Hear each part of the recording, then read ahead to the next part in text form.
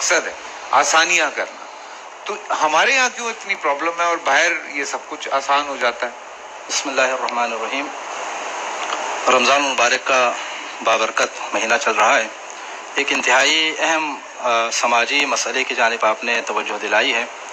اور رمضان المبارک میں کہ ہمارے ہاں عام طور پر معاشرے کے اندر خاص طور پر مارکیٹ کا اگر آپ دورہ کریں تو وہاں پر بہت ساری چیزیں مہنگی ملتی ہیں، لیکن باقی ممالک میں اگر آپ جائیں تو ایسی پریشانی کا لوگوں کو سامنا نہیں کرنا پڑتا.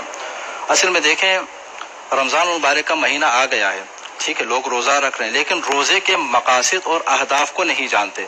قرآن کریم کی آیت کریمہ کی بھی ابھی تلاوت ہوئی کہ ایھا الذین آمنوا کتب علیکم الصیام کما کتب علی الذین من قبلکم لعلکم تتقون. تقویٰ کا حصول اصل میں رمضان المبارک کے روزوں کا ہدف ہے.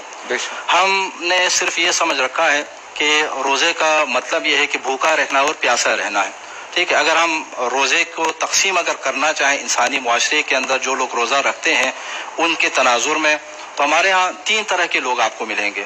کچھ ایسے افراد ہیں کہ جن کا روزہ معمولی روزہ ہوتا ہے، وہ صرف بھوک اور پیاس کو برداشت کر لیتے ہیں. یعنی ان کے نزدیک روزہ صرف یہی ہے کہ آپ فجر سے لے کر مغرب تک جو ہے وہ بھوکے رہیں، پیاسے رہیں.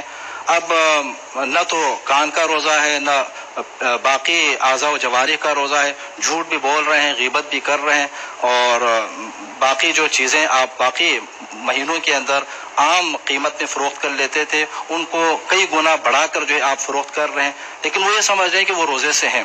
یہ اصل میں روزے کا سب سے کم ترین، ٹھیک ہے، باقی گناہوں کو بھی جب انجام دیں گے تو ظاہر ہے ان گناہوں کی وجہ سے آپ کے روزے کی یہ فضیلت جو ہے وہ کم ہوتی چلی جائے گی. یہ سب سے کم ترین روزہ ہے. اس کے بعد ایک خاص روزہ ہے کہ جو اہل علم رکھتے ہیں، جو اہل تقویٰ رکھتے ہیں، وہ کیا ہے کہ صرف پیٹ کا روزہ نہیں ہوتا، صرف بھوک پیاس کا روزہ نہیں ہوتا، بلکہ اعضاء و جوارح کا روزہ بھی ہوتا ہے. ایک حدیث بھی ہمارے سامنے ہے کہ اذا صمت فلیصم سمعک و بصرک و جلدک و شعرک. جب آپ روزہ رکھیں تو صرف آپ بھوکے پیاسے نہ رہیں، بلکہ آپ کی آنکھیں بھی روزے سے ہوں، آپ کے کان بھی روزے سے ہوں، آپ کی جلد بھی روزے سے ہو، آپ کا پورا وجود روزے سے ہو، ٹھیک ہے. اس حالت میں ظاہر ہے اس آدمی سے کہ جو پہلے مرحلے کا روزہ رکھ رہا تھا، اس کے کردار کے اندر ایک بہتری نظر آئے گی. وہ اس سے کم گناہ کرتے ہوئے آپ کو جو وہ ملیں گے. یہ جھوٹ نہیں بولے گا، یہ غیبت نہیں کرے گا، یہ ایسی چیزوں کی جانب نہیں دیکھے گا کہ جن چیزوں کی جانب دیکھنا اللہ رب العزت نے حرام قرار دیا ہے. اچھا، ایک خاص الخاص روزہ ہے.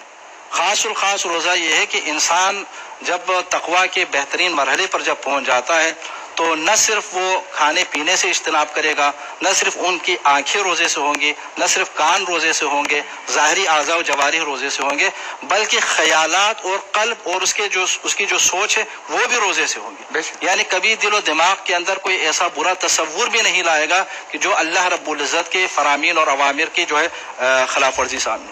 تو اس لیے ہمارے معاشرے کے اندر یہ جو چیزیں آپ کو نظر آ جاتی ہیں رمضان المبارک میں، عمل کی کمی کا جو ایک سامنا ہے، یہ اصل میں روزے کے فلسفے کو نہ سمجھنے کا ہے.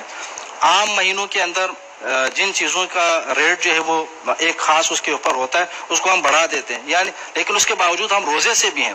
نماز کا ٹائم جب ہو جاتے تو یہی آدمی جو ہے مسجد کے اندر نماز پڑھنے کے لیے جا رہا ہے. تو اس کا مطلب ہے کہ ہمیں اپنے افکار کو اور اپنے خیالات کو روزوں کے حوالے سے اللہ رب العزت کے جو یہاں پر احکام ہیں ان کے مقاصد اور ان کی تشریح کی جانب جو ہے لوگوں کو توجہ جو ہے جلب کروانا پڑے گا. جب تک لوگ ان کے مقاصد اور اہداف کو نہیں سمجھیں گے تو اس وقت تک جو ہے یہ مسائل چلتے رہیں گے. تو اس لیے ضروری ہے کہ ہم روزے کو اس کے اپنے اصلی مقاصد کے ساتھ بجا لانے کی کوشش کریں کہ جب اللہ رب العزت کی اطاعت میں ہم یہ کر رہے ہیں تو اللہ رب العزت کی اطاعت کا طریقہ یہ ہے کہ کسی بھی عملی میدان کے اندر کوئی گناہ نہ کرے، اللہ تعالیٰ کی نافرمانی نہ کرے، لوگوں کو دھوکہ نہ دے، لوگوں کو مشکلات میں نہ ڈالے، پریشانیوں میں نہ ڈالے. اگر اس طرح ہم انشاءاللہ روزہ رکھیں گے تو اللہ رب العزت کی برکتیں جو ہے وہ ہم حاصل کرنے میں کامیاب ہو جائیں گے.